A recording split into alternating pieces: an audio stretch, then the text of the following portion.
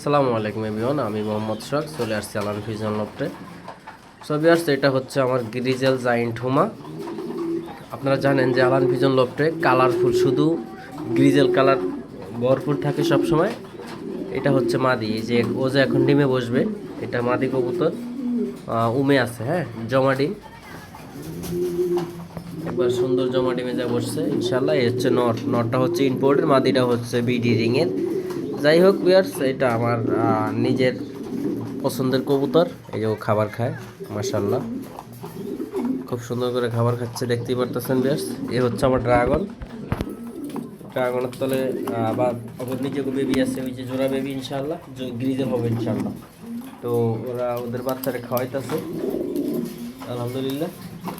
So viewers, ভিডিওটা ভালো লাগলে অবশ্যই লাইক কমেন্ট শেয়ার করবেন, আমার ফেসবুক পেজে ফলো দিবেন, আমার ইউটিউব চ্যানেল সবাই সাবস্ক্রাইব করবেন।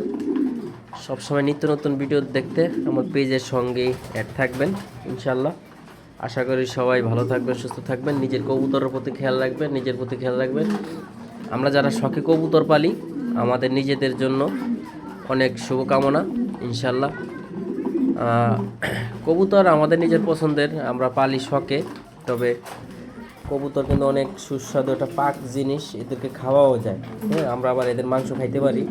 এটা হচ্ছে আমাদের জন্য সুখবর ইনশাল্লাহ। আমরা তো শুরুর থেকেই রাজা বাসার আমল থেকে কবুতর পালি, আমরা বাঙালিরা কবুতর পালি, দেশি কবুতর মাংস খাই, অনেক সুস্বাদু লাগে। তো যাই হোক ভিউয়ার্স, অনেকক্ষণ কথা বললাম,